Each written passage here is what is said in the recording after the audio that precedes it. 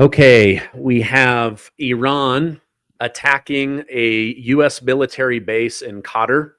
We have Qatar saying, we knew that this was happening, but the government didn't. And there's a lot going on behind the scenes.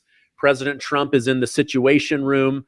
To help me go through all this, I have retired Colonel John Mills. Colonel Mills, thank you so much for joining me. Stephen, thank you. Always an honor to be on your show. Thank you for taking time.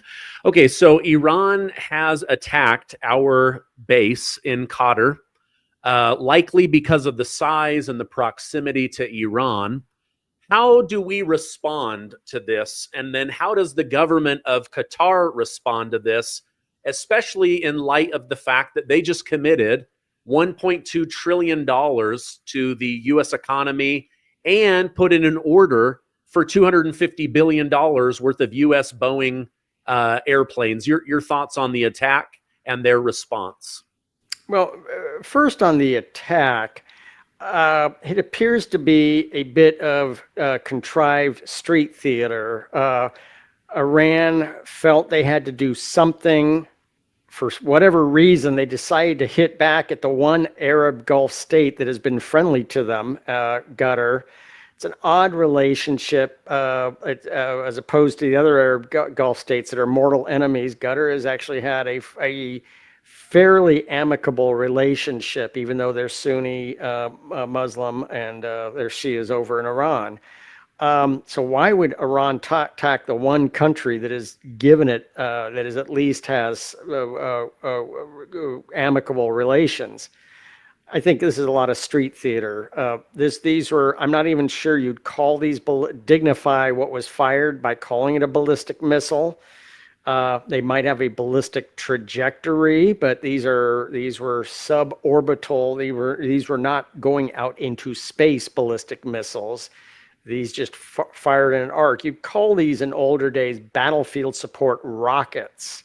If you're old enough, you'd say, Honest John, Lance.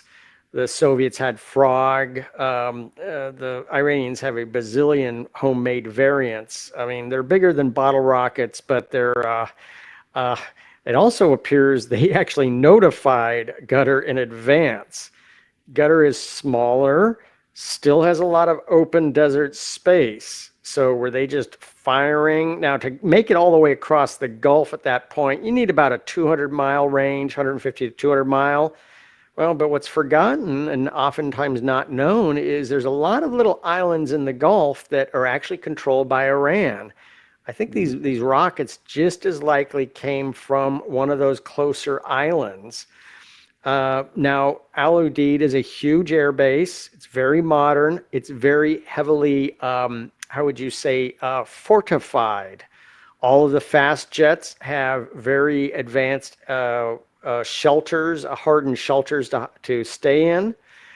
Looks like we flew away all the C-17s and tanker aircraft. We never have any bombers. We never have any B-52s that's just too close. You don't want bombers that close to a potential target like Iran.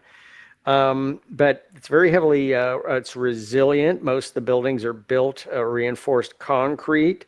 We have what's called the Coalition Air Operations Center that controls all the coalition aircraft operating in the entire Middle East out of that site. But it's also heavily, that building is heavily essentially built to reinforce, protect it from blast and strikes. So some contrived street theater that the audience is really the domestic audience. I'm not sure. I don't think we should do anything in response. It was pathetic. And I would say we do more service by just mocking it and ignoring it.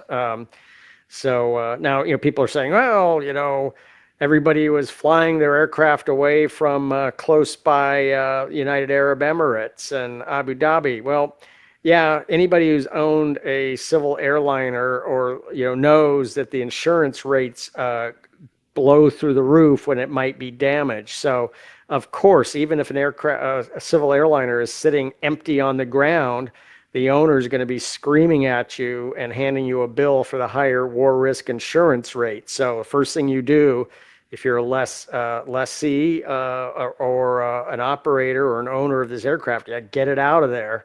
Even if it's empty and not doing anything, you get it out of there.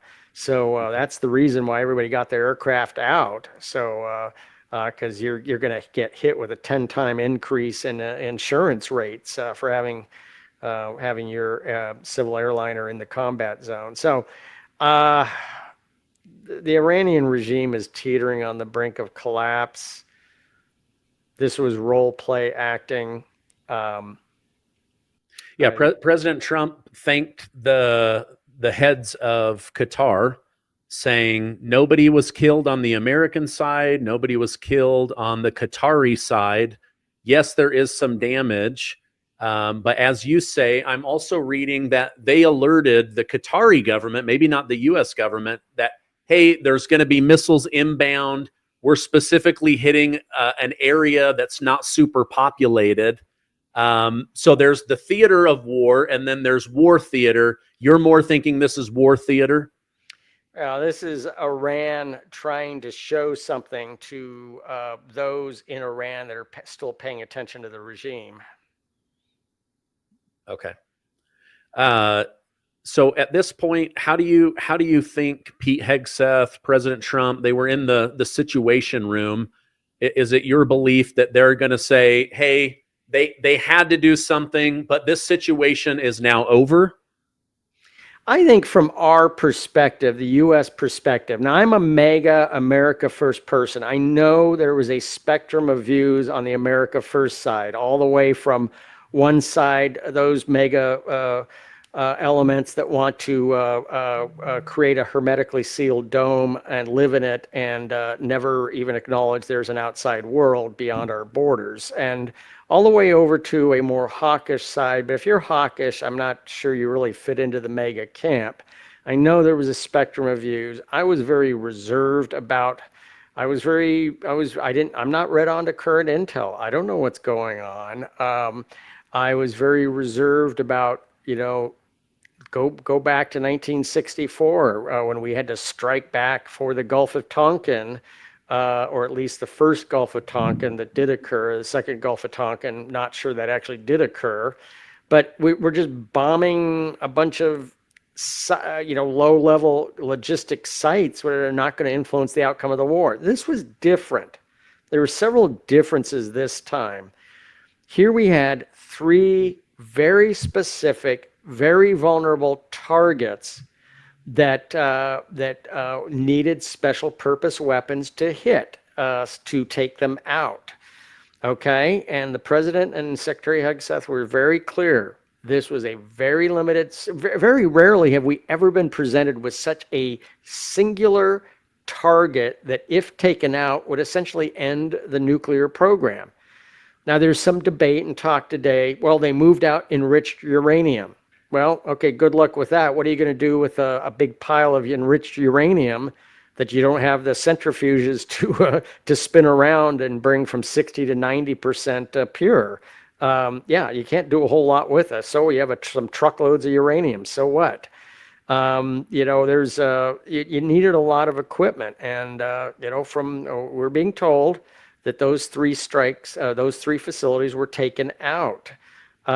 So this essentially ends the Iranian nuclear program from them making a weapon by themselves, most likely with assistance from North Korea, China, Russia, and Pakistan. But it really takes that off the table. So I feel that we are essentially done. We were asked to take out 3 specific sites. They are gone. That's it. We're done. Now, regime change, the president and Secretary of Defense made it very clear. This was not, never was, about regime change. If the Iranian people take care of that themselves, that's a different question. If the Israelis are able to continue the air war and their full spectrum of operations to encourage the Iranian population to rise up and change the leadership, okay, fine. That's not us. Has nothing to do with us. That's the Israelis. So it was our job. We were asked to take out 3 sites. We took them out. End of mission. Simple as that. So I think it's limited now, unless Iran. My biggest concern is sleeper cells inside of America. And look, the Biden team was totally penetrated by Iranian intelligence. Holy smokes! You had the Rob Malley crew. You had Valerie Jarrett hanging around from Obama days, who clearly is an Iranian agent. So I mean, look, I mean, and Tulsi Gabbard has not had a chance to fully sweep out the deep staters and the Rob Malley. You had Asif Rahman, full scope polygraph CIA officer, who when the Biden team badgered Israel to give them the war plans, the Israelis gave it, and like 30 seconds after they gave it to us, we had a full scope poly CIA officer hand it to the Iranians. Look, we got a problem. We're penetrated by the Iranians. So we had an FAA technician turning the screws on sensitive air traffic control systems, had access to know where everything was, including Trump Force One, who was a member of the IRGC. How did he get here? Thank the former president. Thank the former Autopen. This is ridiculous. So we still haven't fully cleaned house, and Tulsi Gabbard does not have her. They have a nominee in to be the counterintelligence executive for the nation. That person is not in yet. So we are still dealing with a lot of deep staters. We're dealing with a pervasive Iranian penetration of our own government. So we got some problems here, right here in River City. We got to clean house. Let me ask you this. I read this morning that Alejandro Mayorkas, Biden, they signed off on 1,200 Iranian soldier-aged men coming into the country. Now they don't know where they are, according to DHS and the FBI. They are looking for them. I don't like to do fear tactics to get views or anything, but is there concern that these sleeper cells might activate? Well, and I think there was very reasonable reporting that actually man-pad surface-to-air missiles had been snuck into the country by Iranians. Look, we still don't know the full story on the 2 known attempted assassinations on candidate Trump. But yeah, we have the first thing we need to do is arrest Alejandro Mayorkas for letting 1,200 Iranians into this country, and then interrogate him and find out where these 1,200 are. I mean, this guy talked about, I always said Mayorkas was the first one that should be arrested and indicted of everybody. I think number 2 would be Blinken. I think that's a very reasonable concern. Iran, and you got to remember, when the Shah fell, his secret police was Savak, trained by the CIA. When Jimmy Carter cut off aid to Savak and said, "That's it, we're done supporting you because we want to see a softer, kinder, gentler ruler of Iran," guess what the first thing Savak did? They ran to the mullahs and said, "You need a security service. We'll be your secret police." Wow, thank you, Jimmy Carter. Boy, that worked out really well. So what do you, the Savak did, the first thing they did was flip and become the IRGC. So this is monstrous. So, and they have a history of going after dissidents in America back to the days of the Shah. And the same group is still the same secret police that was under the Shah. So we need to, these people are very aggressive about operations inside the United States, going back to the 1970s. So we got a problem. I think we have grave concern over this. Okay. President Trump said the mission's complete and now is calling for peace. Is this, you mentioned being mega MAGA. Is this President Trump keeping his word? I'm not going to do endless wars. I'm not going to do a new war, but I will always keep America safe. He genuinely believed he had intel that they were close to a weapon that could have been used against their number one enemy, which is America, death to America. But he also said throughout his first 120 days in office, and also while running, that if they had to use the military, they would hit hard and then get out. And that's exactly what they did. So Isn't this more promises made, promises kept? If you give your body what it needs, the immune system can take care of you. That's how God and nature designed our bodies. And I want to tell you about a way to raise your happiness levels, your immunity, your bloating, your waistline. All of these things improve when you take kimchi. This is Kimchi One by Brightcore. They've been a sponsor of the channel for many, many months. I take this. My family takes this. My 11-year-old who had bowel issues were able to clear these up with kimchi. Now, there's good bacteria and bad bacteria in your gut. You have to flourish, nurture, give life to the good bacteria. In each capsule of kimchi is 900 strains of the good bacteria. You got to check them out. They're absolutely amazing. Now, if you go to mybrightcore.com/kimchi or snap the QR code, you're going to get 25% off. But you guys are smarter than that. Call them right now, 888-908-4425. Get up to 50% off plus free shipping. Do your gut a favor. Do your health and your happiness a favor. And do your wallet a favor. Call them at 888-908-4425 for up to 50% off plus free shipping. I would look at it that way. I have immense respect for Steve Bannon. I look up to him. I appreciate everything he's done for me. And Steve is just watching out for MEGA. Steve is one of the founders of MEGA, junior partner to the senior partner of Trump. I got it, and I'm concerned. I think there is a distinct asterisk and caveat when it comes to Iran. Okay, I'm absolutely no new wars, no forever wars. However, Iran has been at war with America since at least 1983, when they killed and wounded close to 1,000 Americans at our embassy that they blew up in April of 1983. And I mean, I'll never forget the CIA chief of station and his body hanging out the blown up embassy building is horrific. And then our Marines and also French paratroopers, and plus lots of it's totally innocent local Lebanese. Look, that was Iran. That was Iran back in 1983 that killed and wounded close to 1,000. Plus over the years in many other places, including, so there's thousands of Americans that have been killed and maimed actively. So and don't say, oh, they just are responding to us. No, forget that. No, this is the biggest terrorist sponsor in the world, Iran. So the faster this regime is gone, the better. But we're going to let the Iranian people take care of it. And if the Israelis are able to hasten their demise, great. So I think it's more promises kept, promises made, promises kept. Again, be very vigilant.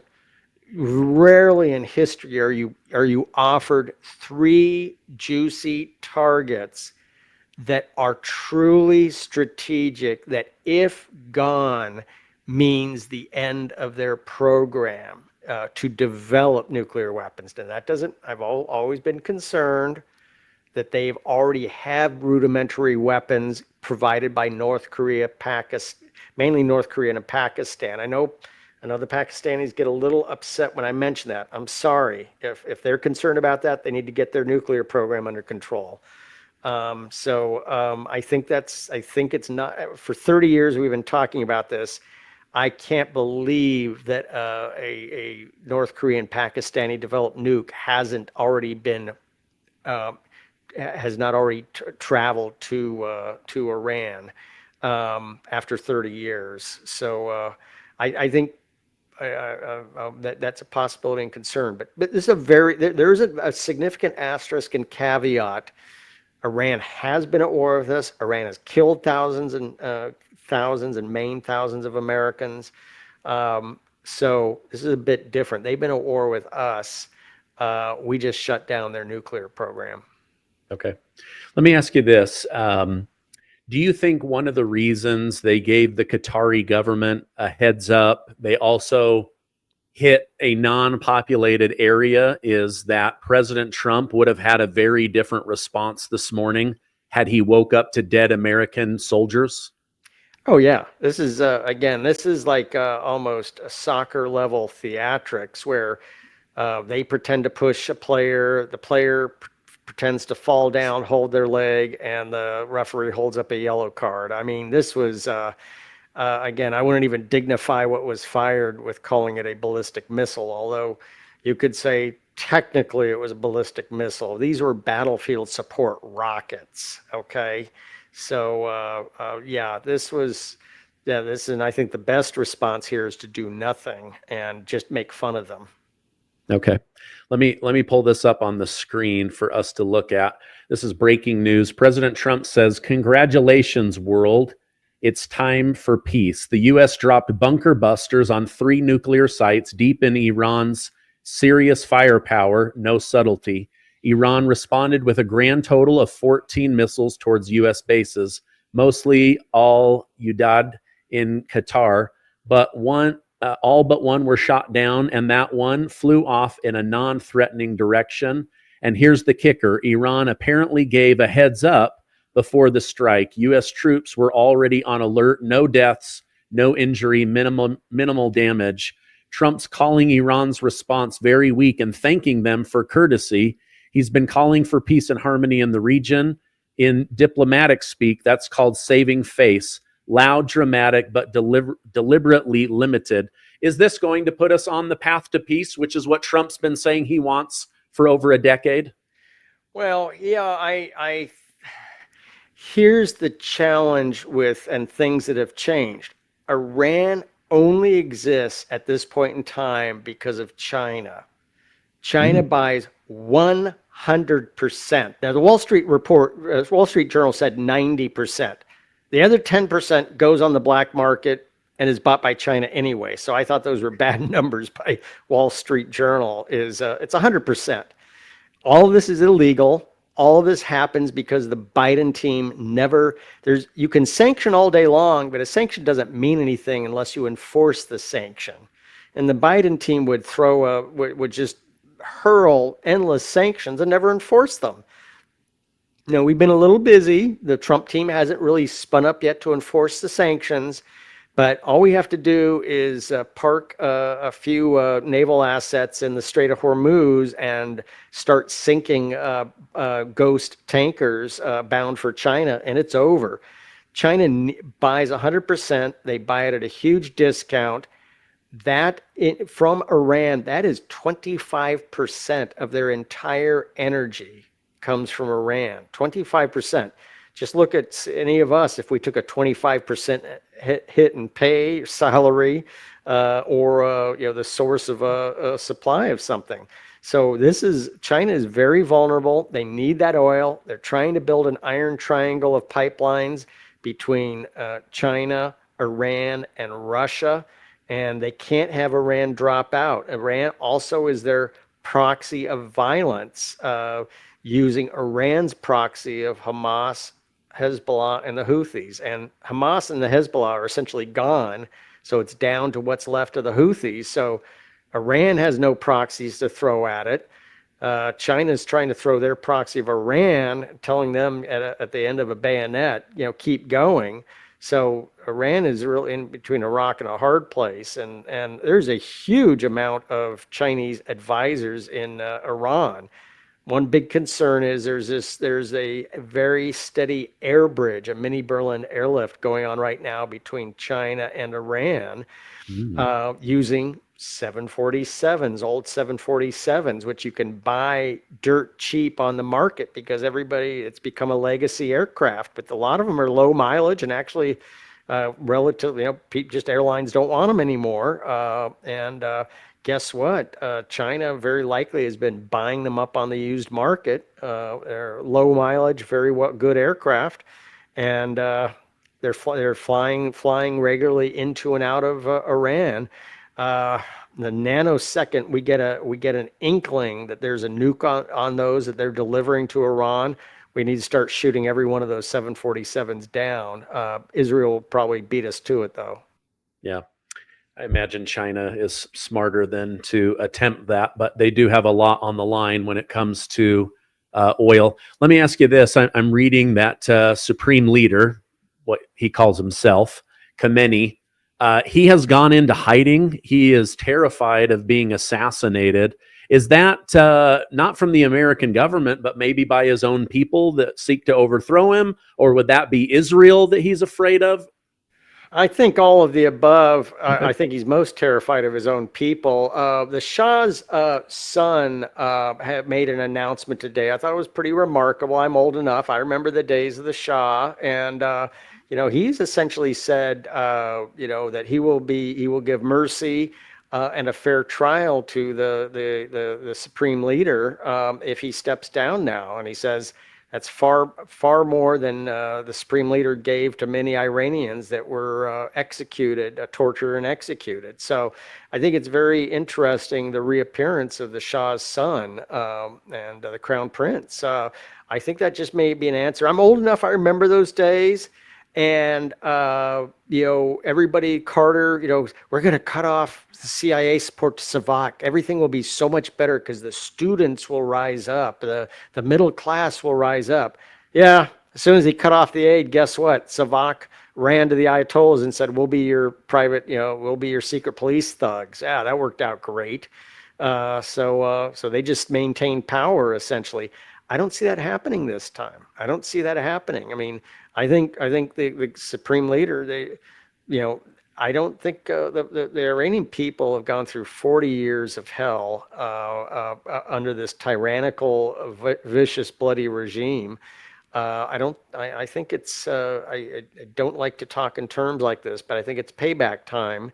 And I don't see a thug group that can rise and take advantage and just reinstall a theocratic regime. Persia is a rich, well-educated country, and I apologize. I don't mean to compare it to some of the neighboring Arab countries, but the populace has a rich tradition of being, essentially almost Western-like. But they were brutalized and horrifically suppressed by the Islamic mullahs. So I don't see a group stepping in. I mean, Russia loses. The big loser is really China. Russia, I think, is trying to behave nicely because on one hand they lose a huge part of their war supply, which comes from Iran now. But they also they see Iran going down, and they don't want anything to do with it. So they're walking away from Iran. It's a different situation than the late 1970s in Iran, and I think it could only possibly get better. I don't see how it could become worse. Okay. Let me pull this up on the screen. This is U.S. military presence in the Middle East region, fairly well stocked with weapons, boots on the ground. Again, I don't personally believe that President Trump wants to get involved in an endless war with Iran. Do you think the Abraham Accords and this recent mission that he did to the Middle East, where he went and befriended these wealthier Arab nations, said that we want to do trade with you, everybody wants to make money, provide for their families, be safe. Doesn't all of that insulate us and make us safer by having that coalition of people that will reject Iran if necessary and defend America if necessary? Oh, absolutely. And just the name of the Abraham Accords explains, the sources of Islam, of Judaism, of Christianity, where we all have a common story up through Abraham, and then we went different directions. But it was, so I thought it's a wonderful foundation for an enduring peace. So yeah, it's absolutely great. And we should really push that even more. Okay, great. Colonel, thank you so much for coming on, staying in the loop there on what's going on. I appreciate the insight. I'm going to put a direct link to your Substack, your Twitter account, and also to your book on Amazon so people can get that. Thank you so much for coming on. I hope you have a great rest of your day.